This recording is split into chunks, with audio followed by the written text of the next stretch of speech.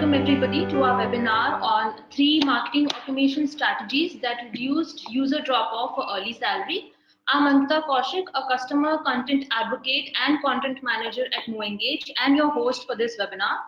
We have an insightful webinar with 2 excellent speakers lined up for you all today.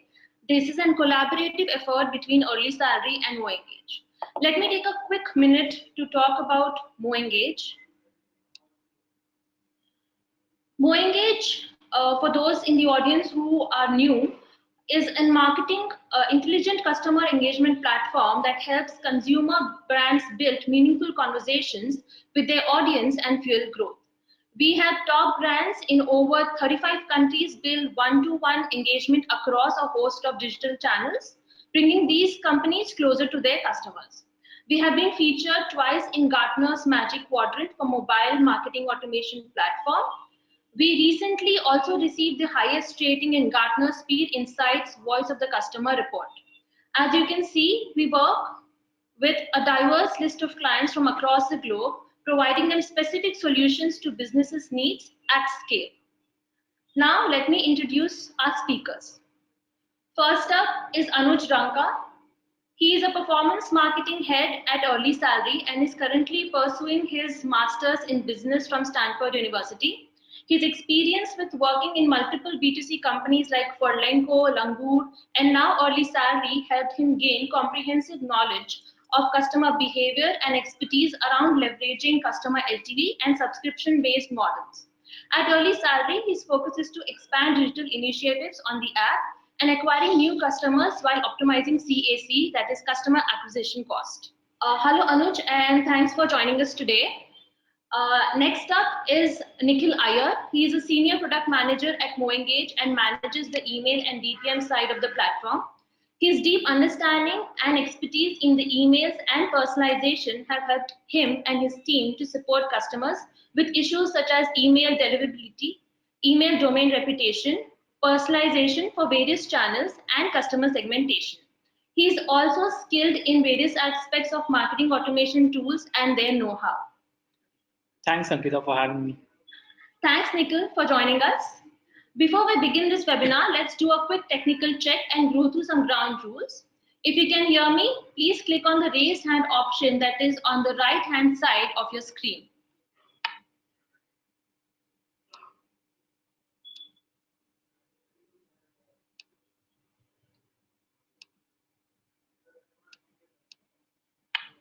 Looks great, cool. Now, this webinar is a live webinar and we'll be discussing why marketing automation is crucial for FinTech companies and how EarlySalary is leveraging it. Please remember, we have a Q&A session at the end of the webinar, so feel free to key in your questions via the chat window on the right-hand side of your screen, and we will get the answers for the same for you. Another important message to all the attendees, we'll be sharing a recording of this webinar along with the slides right after this webinar. So let's get on with it. Over to you, Nikhil and Anuj. Yeah, thanks, Ankita, for that wonderful introduction. Anuj, thanks, Ankita. Yeah, Anuj, can you briefly explain what EarlySalary does? Sure. So EarlySalary is India's first instant, salary advance app.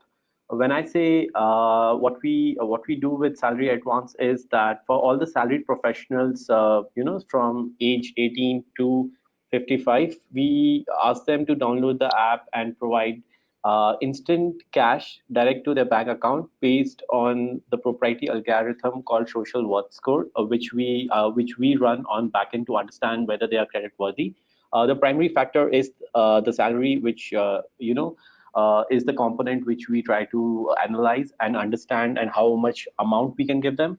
From inception in 2016, we have dispersed close to 1 million salary advances, and we are leading the space, and we are introducing new products, which is providing consumers with insurance, providing consumers with loans, which are larger loans like a personal loan.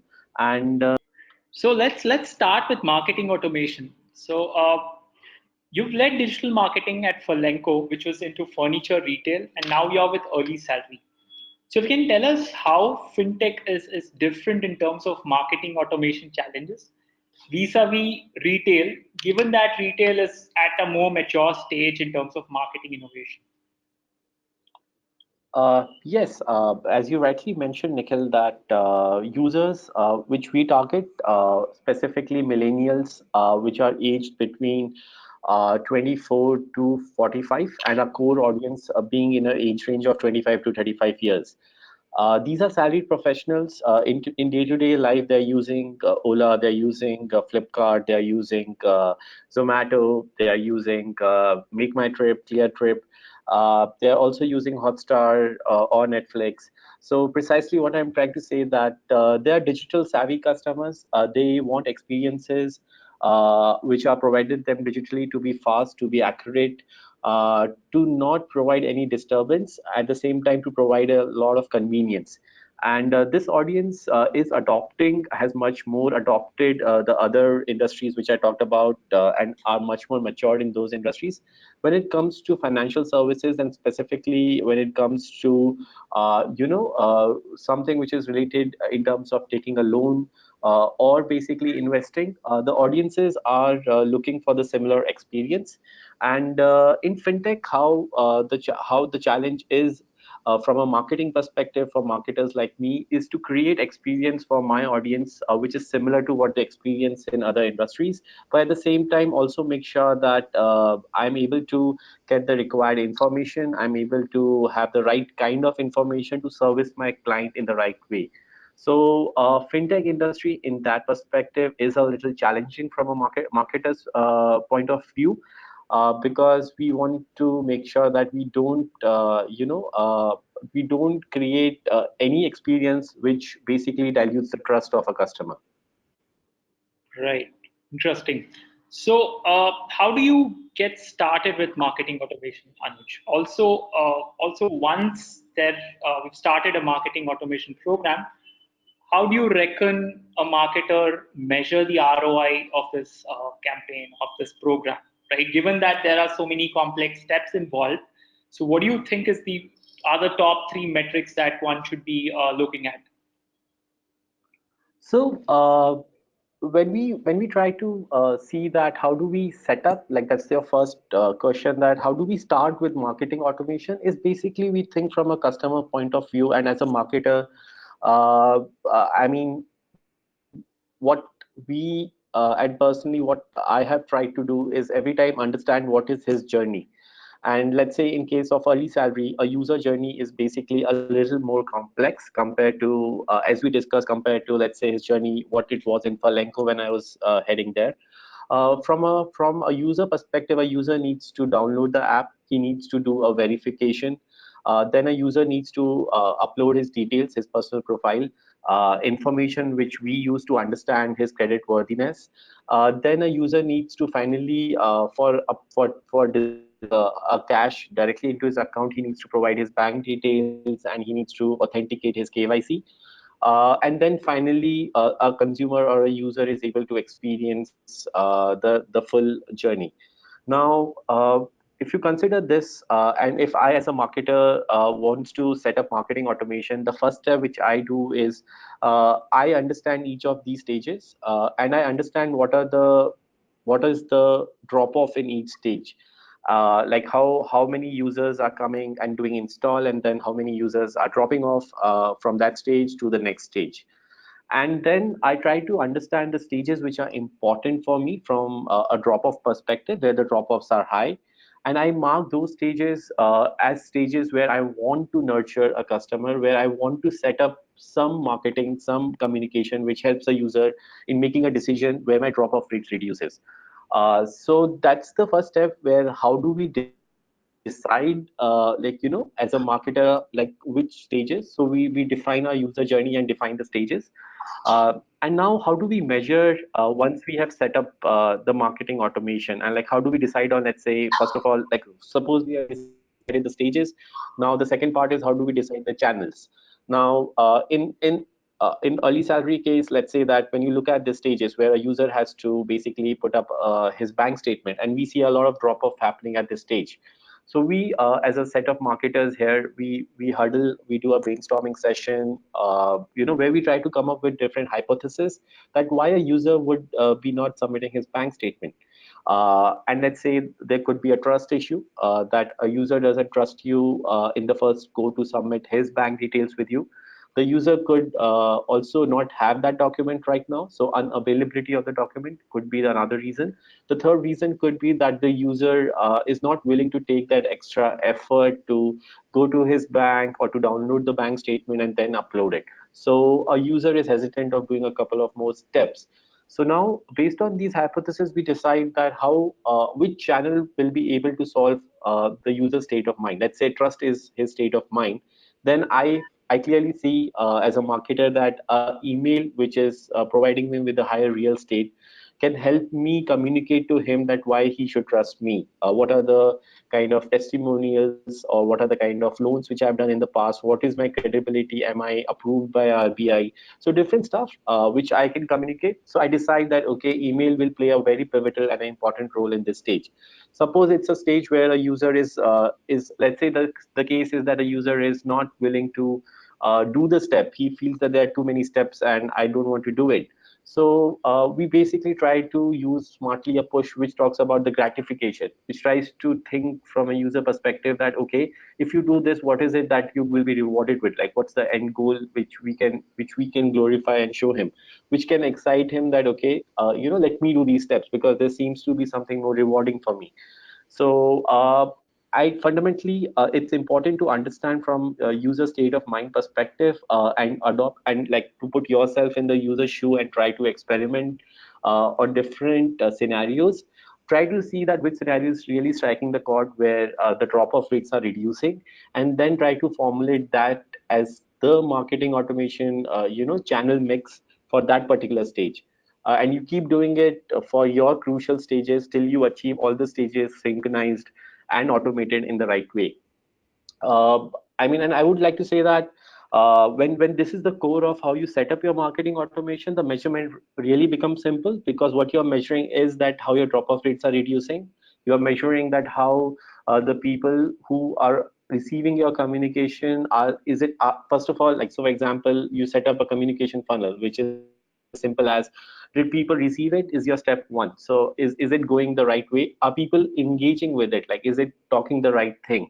And then are people doing the action which you want them to do? So is it creating action? So this is something which we look in each of the communication which we do is a micro communication funnel. We measure it, and conducively we arrive at the overall impact of a communication at each stage. And over a period of time, you see that the drop off rates reduce, and hence you are able to measure that the value which of now the funnel is more richer, which is adding more value, and your cost of acquiring a customer is directly correlated to a better conversion rate in the funnel. So that's how I approach personally to the impact of marketing automation. Right. Thanks, Anuj. That was very insightful. So, as I understand that email is one of the core facets of any marketing automation program, let's jump into the second part of the webinar, which is email marketing. So, it's just talking about why email is relevant for fintech. Given that in fintech, the product conversion needs the user to have a lot of information before making the decision, the real estate available in email is it makes communication much more better. And the second thing is, unlike retail, fintech is not about promotional email blast, but it also involves a lot of value in sending educational content. This can be used to nurture the users, and again, this is the reason email is one of the preferred tools. The third thing is, of course, more content also means more ways of personalization and more one-to-one communication. This is where advanced personalization tools like MoEngage comes into play. So, Anuj, what would be your perspective on this? You're absolutely right, Nikhil. And from a fintech perspective, email is one of the most primary, channels which has a higher, I would say, return of investment over any other channel. The primary reason is that in fintech, as you guys looked at the funnel, a user needs to be told a lot more than just what a push or SMS can do. A user needs to be given confidence. A user needs to also understand the step-by-step process of doing a particular stage in a fintech funnel. And at the same time, a user also needs the customized and a personalized way of doing the above two things. A user is not happy if I'm not understanding at which stage he is stuck and not answering that, compared to just answering at a broader level. So personalization is one of the most important things, and email, being said that, provides us with an insane amount of personalization by creating a lot of segments. I definitely agree with you, Nikhil. And another thing which I would like to add is that in both of the big brands, which is like Falenco and EarlySalary, the lifetime value is one of the core important things for the business. And when I consider LTV as my end metric, which I want to improve as a marketer, then email provides me with this power of interacting with my consumer over a period of longer time, and talking and understanding him and talking and replying and engaging him the way he wants the brand to be for him. So every user has a different expectation from the brand, and every user is engaged with the brand for a different reason. And email marketing with its personalization helps us in making sure that a brand is talking to that customer segment in the right way. And that's, I feel, is really important. Right, sure. Uh, so, having said that, I think the most important challenge that marketers face is poor email deliverability, or how do you ensure, in other words, how do you ensure that your emails do not land in spam? So this is one of the most common issues that most marketers are grappling with. At MoEngage, we understand and recognize this as a key challenge, and we've actually created an email deliverability consulting practice. In fact, EarlySalary was one of our first projects with respect to improving email deliverability. So let me talk about the top factors, three factors that affect email deliverability. The first thing is the email domain authentication checks. Basically, this is something that needs to be done when before the start of the email program. Gmail or Hotmail or any inbox provider basically looks for certain authentication checks.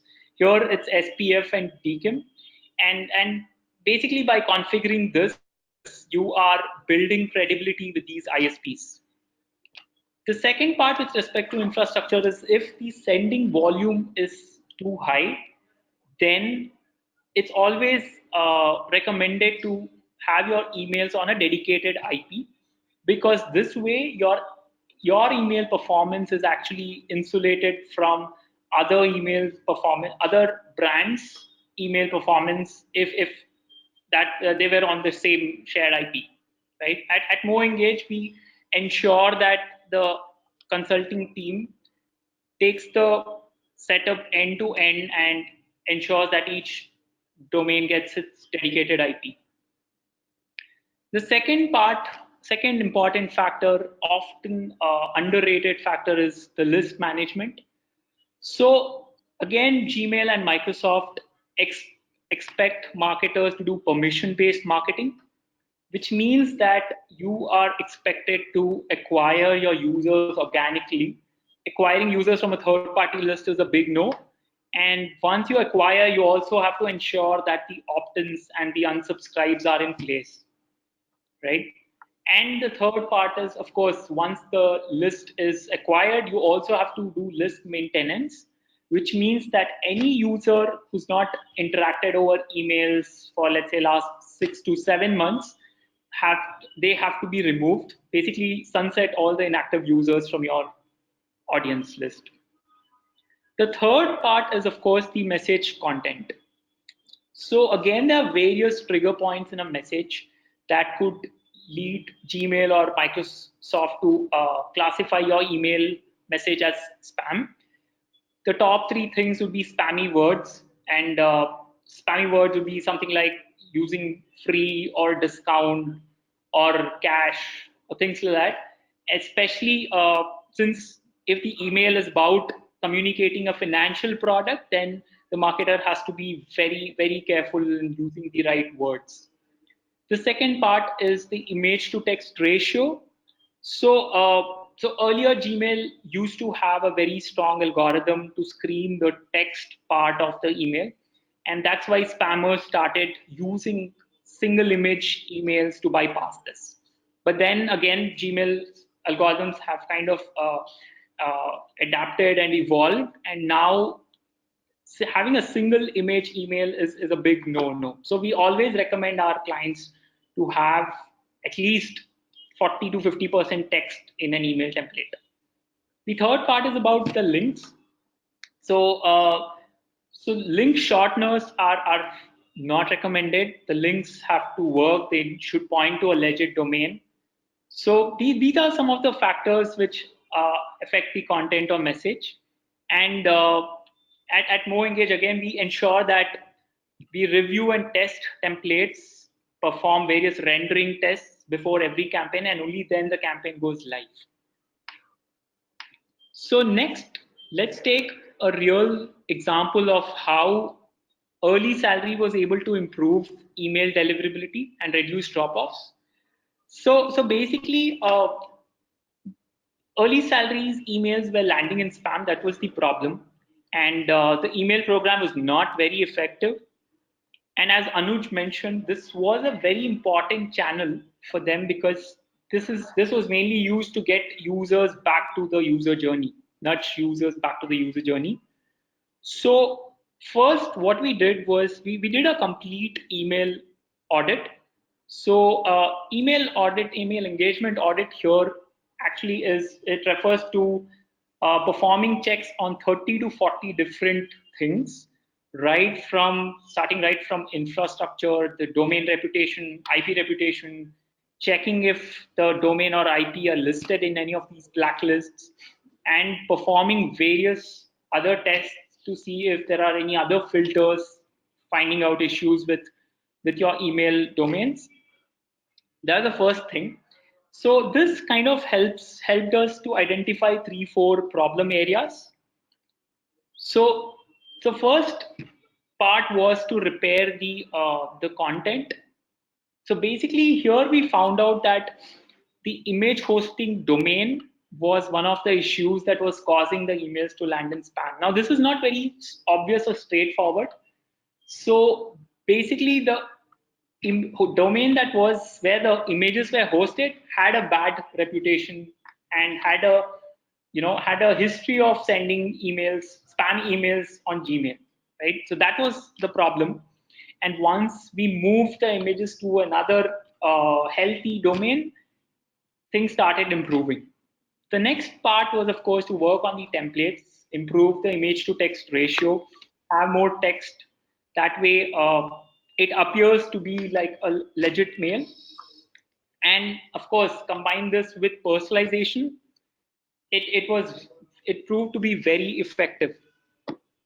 In fact, when personalization was done on subject line and content, we observed that more than 80% emails were landing in the primary folder, which is a very good indicator of how successful the email campaigns were.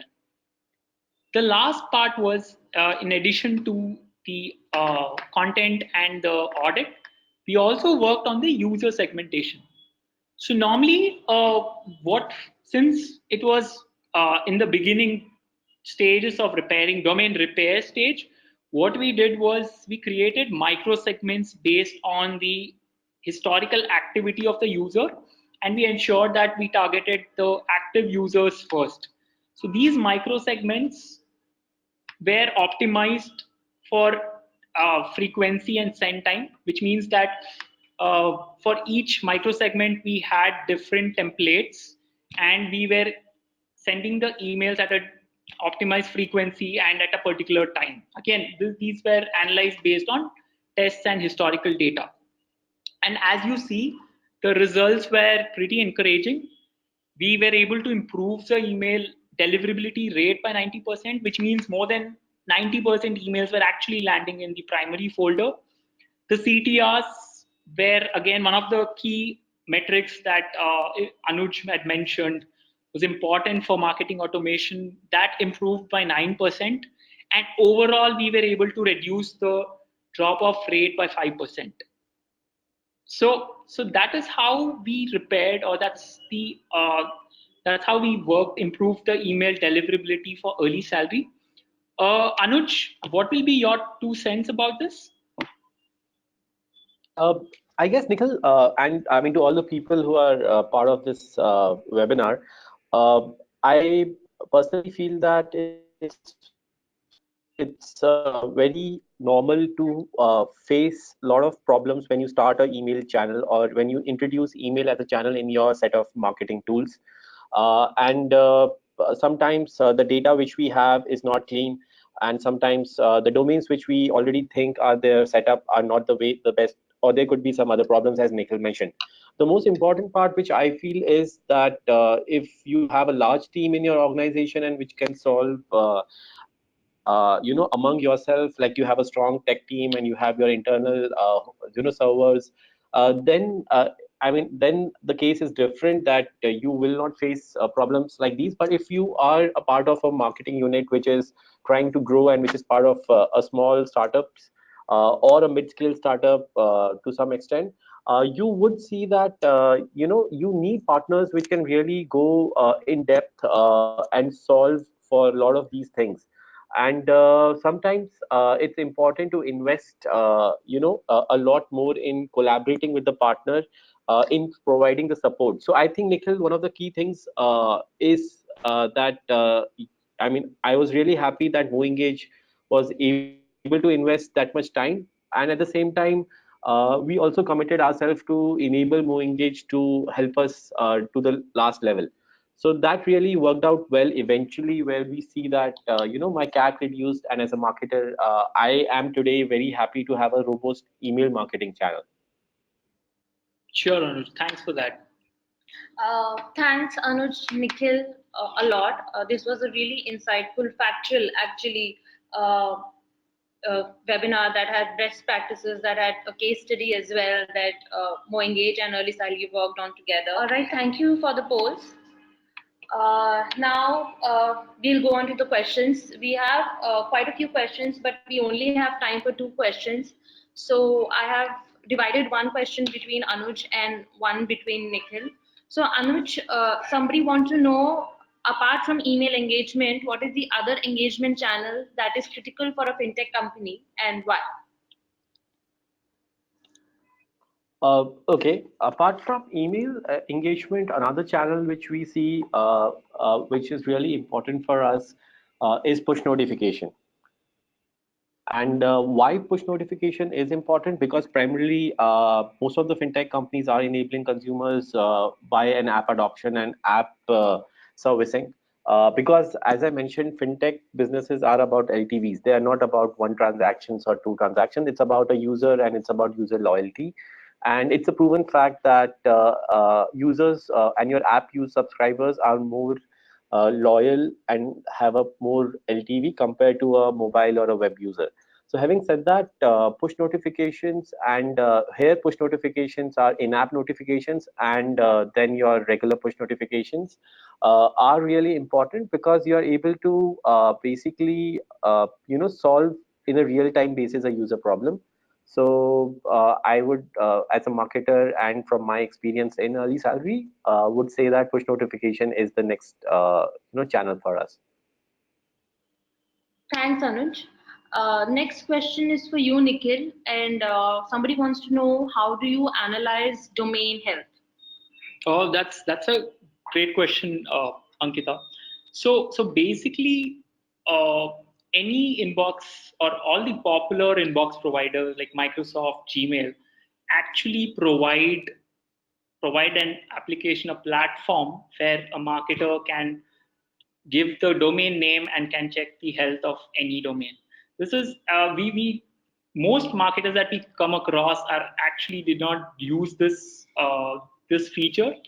So this is the most accurate real-time information that you could get on the domain health. So basically, Google has Google Postmaster, which is a platform which allows you to key in any domain, and you can see how your domain is faring. Similarly, Microsoft also has a feedback dashboard which can be used. All right, thanks, Nikhil, for that answer. So that brings us to the end of this webinar. Again, thank you, Anuj and Nikhil, for sharing your knowledge about crucial aspects of marketing automation for FinTech and email marketing for FinTech.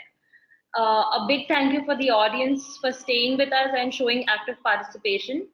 We'll be sharing a recording of this webinar in the coming days, so stay tuned to MoEngage and have a great day ahead. Thank you again.